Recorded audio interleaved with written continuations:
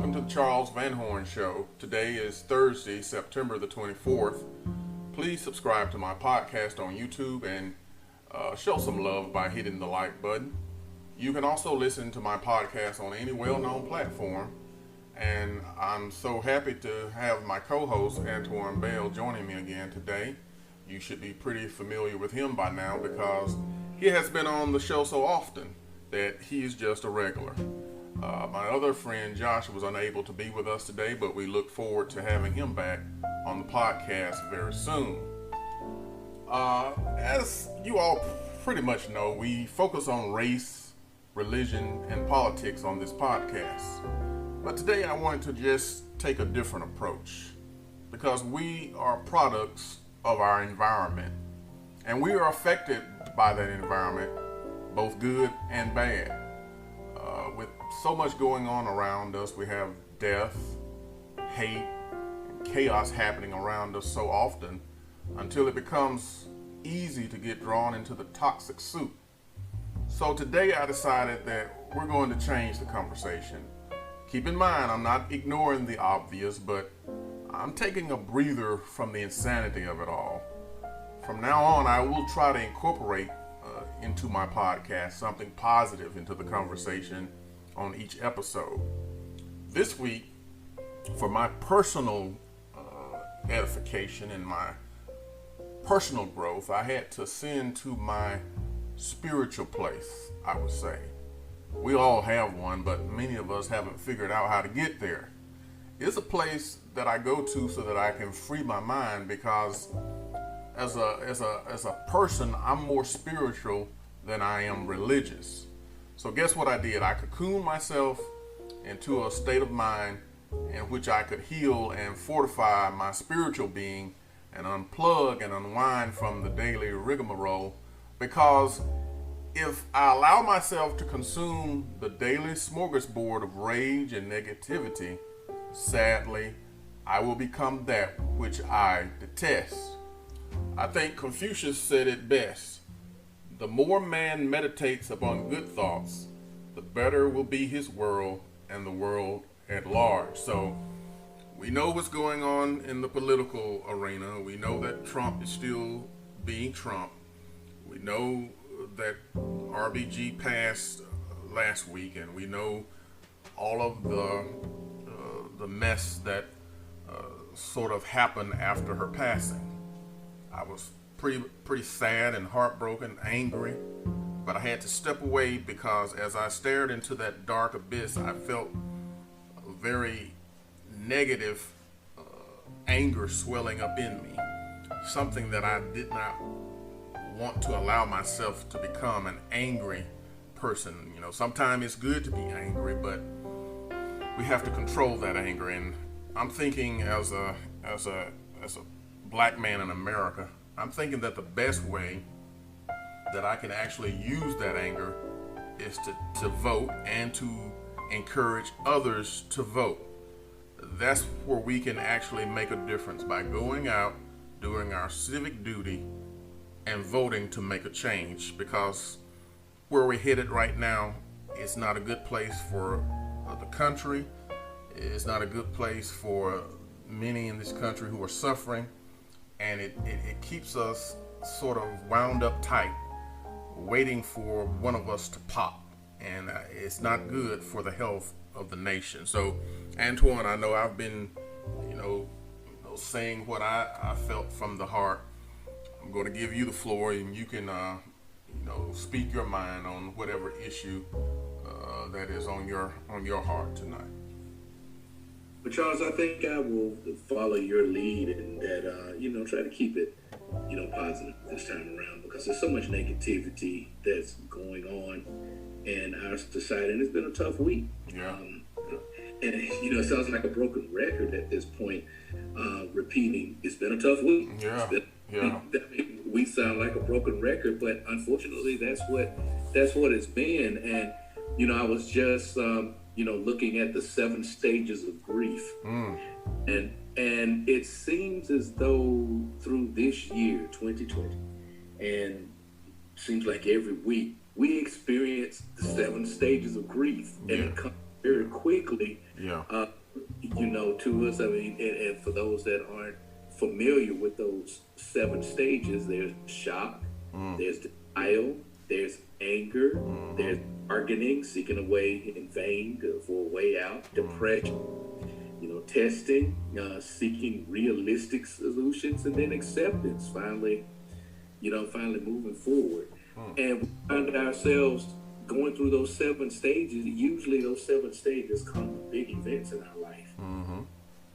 But recently, it's been like every day has been a big event in our life, and it's led by what we see on the news, and trying to make lemonade out of sour lemons is becoming tougher and tougher every day. But there's always something you can look at to try to pull the fat out of the fire, I guess. The passing of RBG, Ruth Bader Ginsburg, was tough. I mean, I know we talked about this in one of your previous podcasts where we said that we hoped that she would be able to hold on at least through the election. Yep. And just retire. Yeah, I remember that. But hey, we don't control that. She didn't control that, but she was a fighter. And the one thing that we can take from the life that she led is, don't ever give up. No matter how down you get, you always get off the mat and you keep swinging. And I know we as a nation, especially those of us that are sane mind and body, it's been tough. We've taken some punches. I mean, a lot of people have lost family members that they've had to persevere and keep going. And, you suffer that loss. Our family, we suffered losses. I lost an aunt, Ted lost her father. And, and then you lose other icons that are out there. Gail Sayers passed away, what was it, yesterday? And I remember watching Brian's song when I was like 10 years old and getting all choked up and, crying about it. It was a sad movie. But it was one of those times where you say, dang, another hero, somebody else gone. Yeah. And it just keeps coming. It keeps coming. It keeps coming. And it makes you, every time something happens every day, we're put in a situation where we're worried for our children's future. We're officially middle-aged, Charles. That's true. We're no longer spring chicken. So we as far as our life, we're seeking retirement, but our children are just getting started. That's and true. Our grandchildren, they what in the world are they coming up in? And it's really our job to try to find that sliver of light, in a dark place. And we have several things we can look at that's positive. I mean, if I have to really reach, hey, SEC football is kicking off this weekend. The NFL's playing, although, albeit in empty stadiums, but they're playing. It's been some great games. But people are finding ways to still make it. People are struggling, but they're still trying to make it. And I think if we have to pull a positive out of all of this negativity, it's one thing that I've been saying, that this negativity has made people have to have conversations. That's true. I mean, have to talk. You have no choice now but to have a conversation. That's true. Whether it's yelling at each other or sitting down and having an adult conversation. The one thing that if I have to thank Donald Trump for anything, is that he has been so way over the top that he has sometimes it takes a chemical to make things bubble to the surface. That's true. I mean, the United States has been faking. We've been faking. We've been lying. I mean, as a nation, we've been lying about the land of opportunity and milk and honey and melting pot. It's a melting pot as long as you know who benefits from it. That's and right. Now we're having that conversation. And you have more of these strong conversations now, and people are willing to actually talk. So if there's some positivity that's coming out of it, is that it will. I'm hoping that on the other side it will galvanize our nation, and we can truly be the United States of America. Yeah, that's a good one, Tony. Yeah, it's forcing us to have a long overdue conversation one that should have been had over 50, 60, 70 years ago, but we're now having that conversation. And as you were discussing that, I thought about how you have to encourage yourself in times like these. You have to motivate yourself. You have to uplift yourself. You have to actually put yourself into that mode of thinking that I will not give up. I will survive. I thought about some of those songs that that my grandmother and my mother and people from the past generation grew up on. Those were fighting songs. Those were songs of making it through the struggle. I will survive. Love Train. All of those different songs, they were beneficial in keeping people encouraged, keeping people uplifted, giving people something to look up to in a dark period of our society. And right now we're back in that dark period, and it seems that it happens over and over and over. But we have to sometimes look at the examples of the past so that we can make that next spring forward in the future. And so even though we're in a chaotic time right now, I'm trying to allow myself to think of how our ancestors persevered, how they kept on fighting, how they never gave up, even when they were faced with unwinnable odds. They still pushed, they still fought, and they actually pushed that into us. It's in our DNA to fight and to never give up, and to not allow ourselves to be taken advantage of. We are a very strong race of people. If we were going to look at it as a race, black people are strong people. We sometimes have been sidetracked by the different vices of life, but when it comes to actually surviving the odds that have been thrown at us, we're still here. And it's a testament to our strength and our endurance that we can take a licking. We're pretty much like a Timex. We can take a licking and keep on ticking. We're here to stay. We ain't going nowhere. We are here to stay. That's encouraging to me.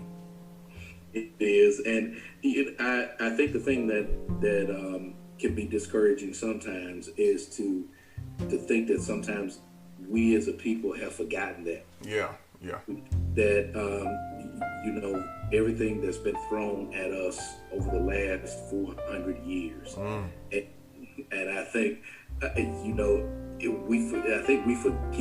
we forget what we're made out of. That's and right. I look at how we can survive grief and come back where others will just collapse. Right.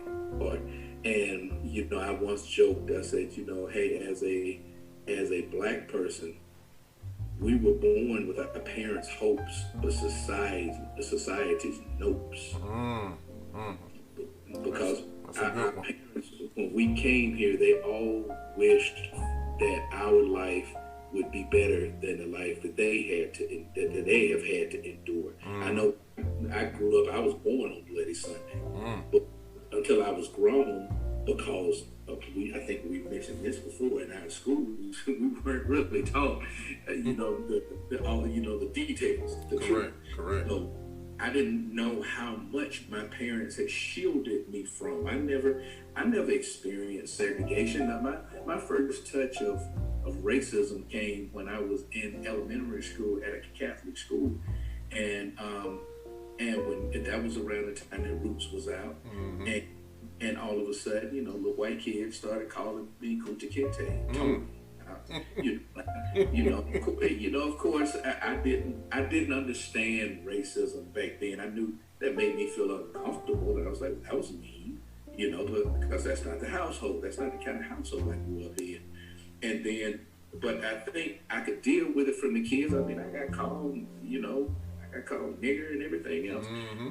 But it was like I was at a school that was all white, with the Right. exception of a handful of us. But then when it happened with a nun, and a nun actually said that we were nothing but trouble and need to get back on the road and go back where we came from. That was when reality struck. Yeah, set in. Yeah. All of a sudden, I knew I was really different, and that there were people out there that didn't like me just because of the color of my skin. Yeah. And to grow up, and be aware. Try to treat others no differently than I would like to be treated myself. But then it's just not. I mean, and it's gotten worse. It's really getting worse, and I'm just, I think I'm trying to imagine what life can be going back to some semblance of normalcy or better. Right. Right. Is there going to be one crescendo that it comes to where there's a tipping point where all of a sudden there's like this really loud bang that hopefully is not nuclear, but some loud noise where all of a sudden somebody just says, wait. Everybody just stop. Yeah.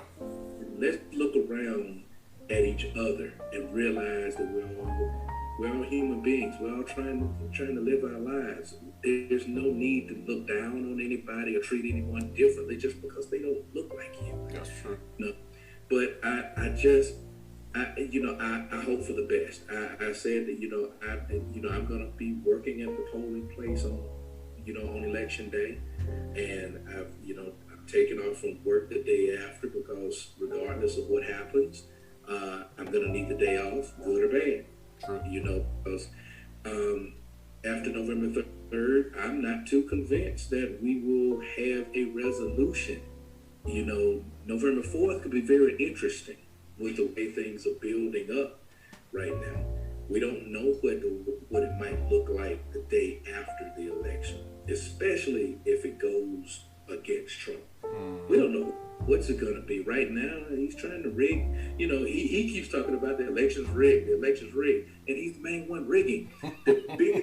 What we say in football, the best way that you can hit somebody for a big play is a play action pass. That means you run, then you fake it, and you throw it deep and somebody's wide. Right now, what he's doing is running. He's coming up with something every day. Election's rigged. We got to do this. I'm going to do that. I'm going to do it. And see, your attention gets pulled into all this circus and bizarre, and all of a sudden, he's hitting you deep. Mm-hmm. That's true. That's true. He and Mitch McConnell and all of that, they got you now. Mm-hmm. So that we have to remain vigilant, and we have to. It's hard, and you started out by saying about trying to find something positive. Part of my positivity is being able to wake up breathing. That's true. That's true. Because we're not guaranteed. I mean, we got news from one of our church family that a young lady passed away from complications from minor surgery. We met this young lady at a drum function, a year or so ago, and then she was one of the main speakers during the big national GA conference. And a really, really sweet girl and everything. And all of a sudden, she's gone. That's true. So for me to wake up and be able to still function, even though, things are creaky. Things don't look like they used to. I mean, knees pop, elbows pop, stuff doesn't feel so good in the morning time. True.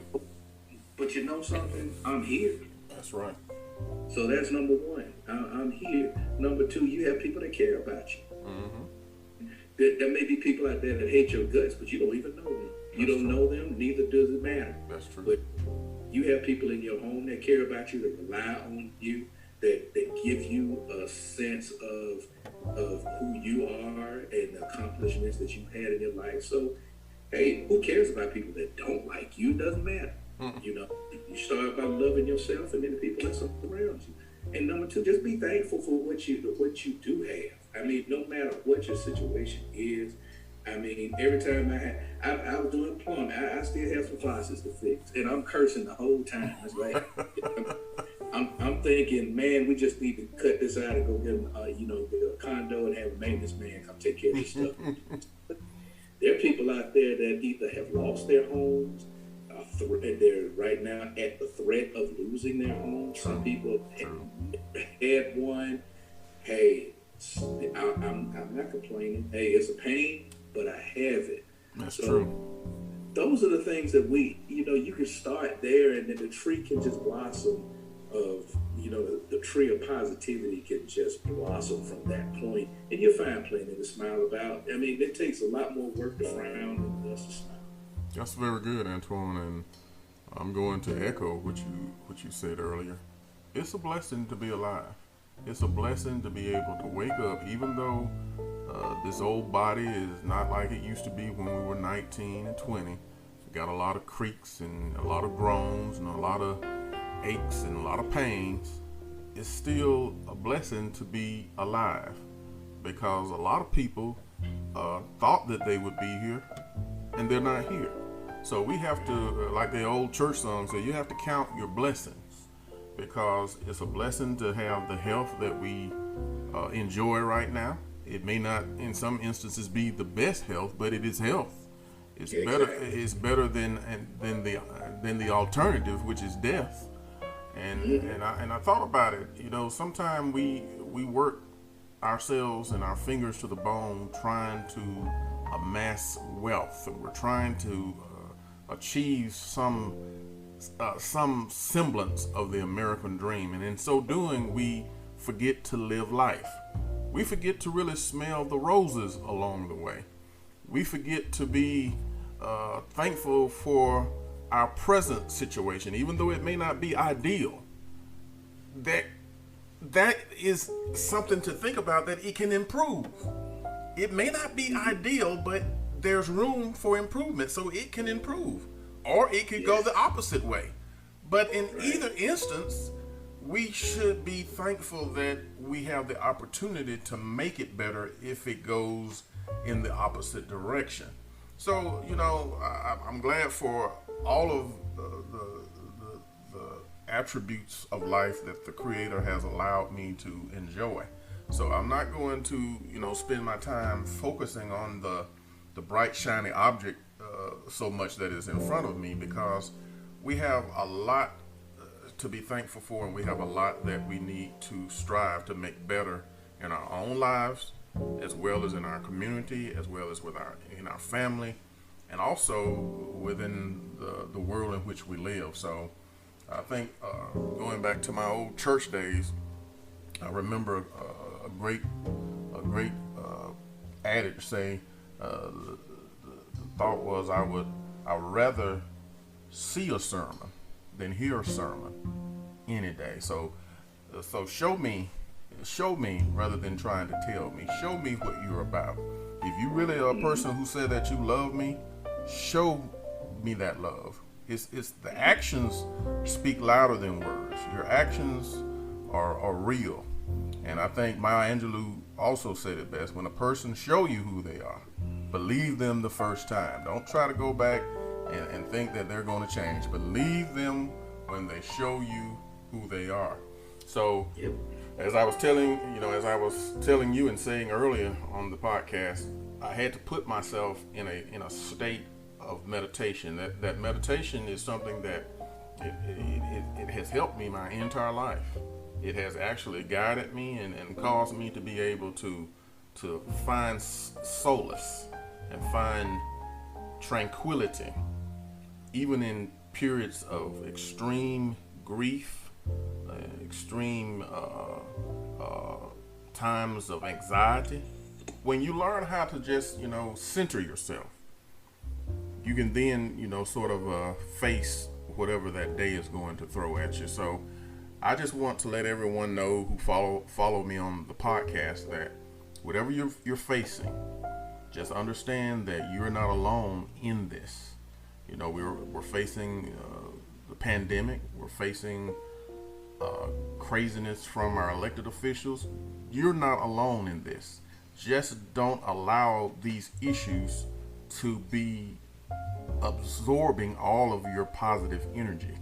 I'm not telling you not to focus on it, I'm not telling you not to pay attention to it. I want you to pay attention to it, but don't become consumed with it.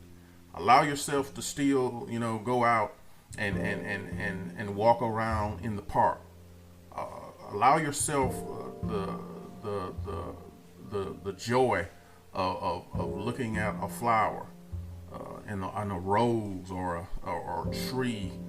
Allow yourself to find joy in the things that mean the most to you in life, because these things, politics, race, religious ideologies, those things are just fleeting. They are there and they change as society changes. So find your place and know your place, and stay rooted and grounded in whatever you believe to be true. You have any other thing you would like to add, Antoine, before we close it out? Well, just say, and I said it earlier, and I always like to, make as my final point is, the election is coming closer. Yes. And, just to remind everyone, if you haven't already registered to vote, make sure you take care of that business, and it's very important. And and I know it can be frustrating. Yeah. Right. Yeah. Looking at what's going on, but especially if you're African American, Black, however you want to term, us as the race. You had our forefathers and mothers that went through a lot. True. For us to be able to, because if you look at your history, and once again, we need to educate ourselves. After you've been educated in school, now trash it. Educate yourself. That's right. Because that's been a bunch of most of it's been a bunch of propaganda and garbage. So you want to educate yourself on real, true history. Just remember that if you look at the 14th Amendment, the women's suffrage, that vote was given to white women. True. Black women didn't get to vote till the 1960s. That's so true. That's something we need to know that. And as I said, on Bloody Sunday, that was people fighting for our right to vote. And Antoine, for people who are saying, I'm not voting, you just really are ignorant. You don't know your history. You really need to go and educate yourself, and it will give you a sense of responsibility that your vote matters, not just for your selfish reason, because you're honoring your ancestors who had to die and who had to be beaten and suffered to give you that right that you now just take for granted. So, Antoine, what you're saying is true, and I think also not only should we vote, we should also remember to take someone with us to vote, if possible. If you can't let them ride in the car with you, at least figure out a way to get them to the polls so they can vote also, because it's our constitutional right to vote, and we must represent ourselves, represent our place in society, and be proud that we have that opportunity to go and do our civic duty in voting. Right. And if you haven't done your census, I think I don't know if the deadline is coming up. Yeah, I think it's coming up. It's coming up. That's also very important. If you don't understand what the census is all about, find out. Find out what it's all about and do it, because that's the only way that we can affect change in our neighborhoods and in our, around our cities. And you just need to understand that is very important. So you need to do that. And I guess just to leave it with, find a happy place. As Charles said, Charles, you found a spiritual place. Sometimes you have to take yourself out of what's going on in the world, and if it just means sitting out on the outside on a beautiful day, or even out in the rain and just enjoying what nature can give you. To take us a time to just find some peace and you just breathe. That's right. Because sometimes it's tough. Sometimes it's hard to do. So just find something positive. I'm pretty sure this weekend is going to bring more chaos, and next week will too. So you need to find your peaceful place to get out of this darkness. Thank you, Antoine. And as I end this podcast, I'm so grateful for having friends like Antoine and Josh. They always answer the call to host with me. So I'm grateful for friends like you. And to all of my fellow listeners, be safe, be vigilant, and keep fighting for justice and fighting for equality.